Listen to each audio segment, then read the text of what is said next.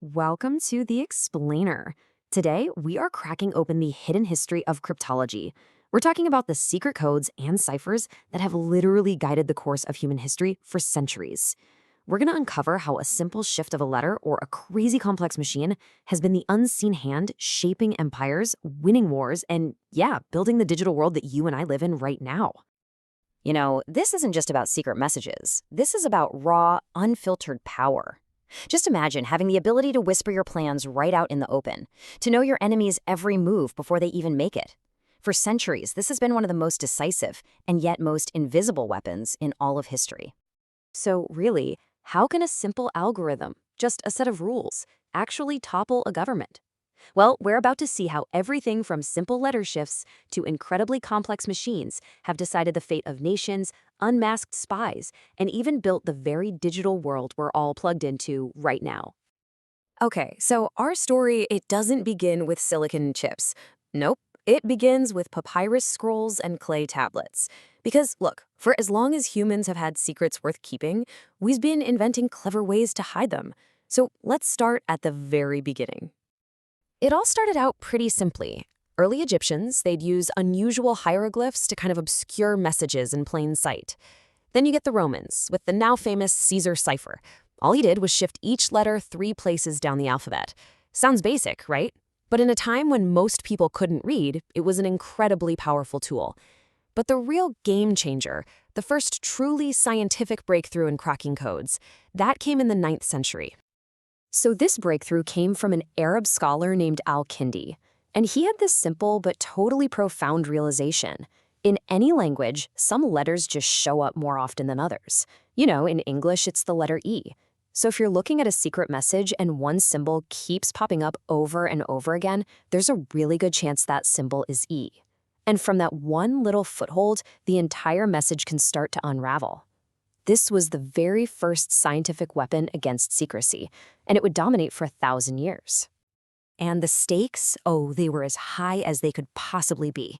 In the 16th century, Mary, Queen of Scots, used a cipher to plot against Queen Elizabeth I, but Elizabeth's spymaster got his hands on her messages, and using frequency analysis, he cracked the code and exposed the entire conspiracy. Those decoded letters were the smoking gun, the irrefutable evidence that convicted Mary of treason and sent her straight to the executioner's block. A brutal, bloody lesson in the power of code breaking. All right, let's jump forward. As we hit the 20th century, warfare became mechanized on a scale nobody had ever seen before. And, well, cryptography was no different. The era of pen and paper was officially over. The age of the machine had begun. It was a massive leap. On one side, you've got the painstaking slowness of manual ciphers, limited by how fast a human can work.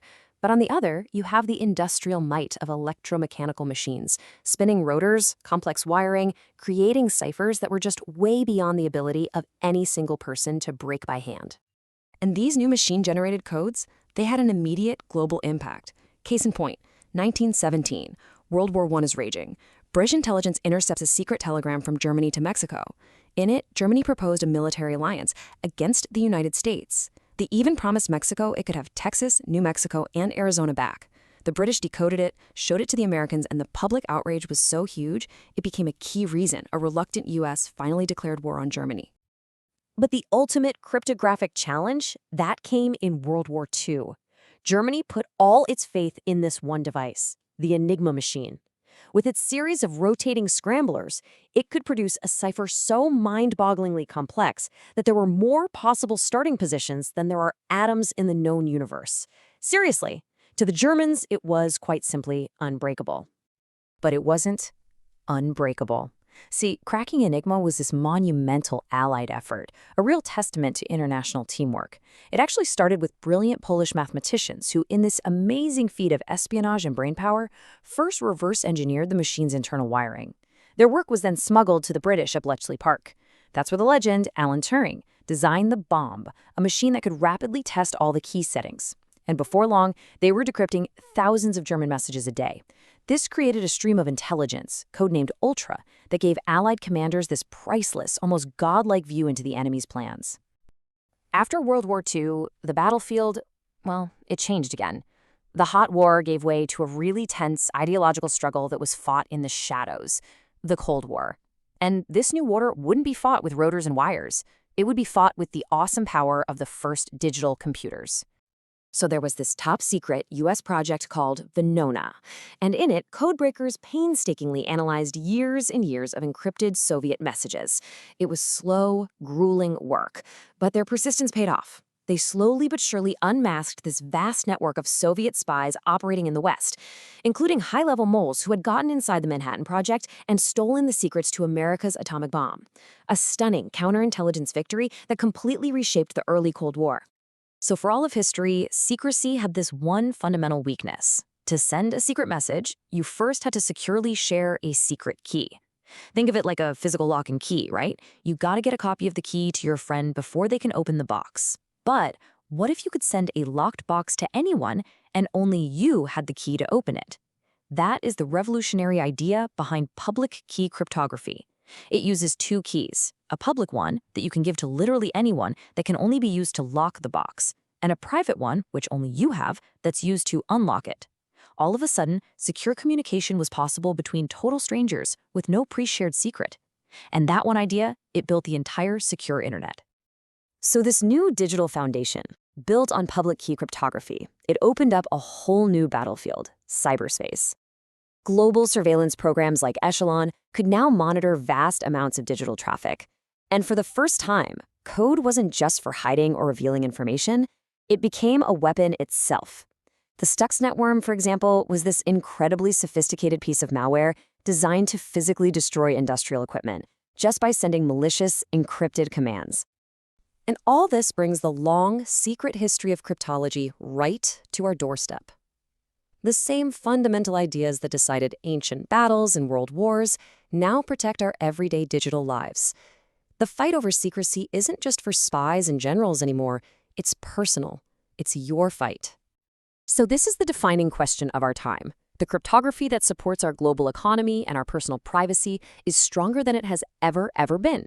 But there's a new threat looming on the horizon, and it's a threat so profound it could make all of our current protections basically useless, almost overnight. Right now, today's encryption is so strong that it would take the fastest supercomputer on Earth billions of years to break it. But quantum computers, which operate on the really strange principles of quantum mechanics, they have the theoretical power to break that exact same encryption in a matter of hours. The global race is on right now to develop post-quantum cryptography before it's too late. And make no mistake about it, this affects everything you do online, from that little lock icon in your web browser to your bank transfers, your private messages, your online shopping. Every single one of those things is protected by this complex web of encryption. The security of your entire digital life depends on it. So here we are today, facing this really profound dilemma. How do we balance an individual's fundamental right to privacy with a government's legitimate need to investigate crime and prevent terrorism? This is the very heart of the debate over so-called lawful access or backdoors into our encrypted devices. It's a global conversation about who gets to control the keys in our increasingly encrypted world. Ultimately, it all comes down to this one question. From ancient kings sending secret messages to the quantum computers of tomorrow, the struggle has always been over who controls information. And as we move deeper and deeper into the digital age, the answer to this question, whether it's governments, corporations, or individuals like you, that answer will define the very future of privacy, security, and freedom for all of us.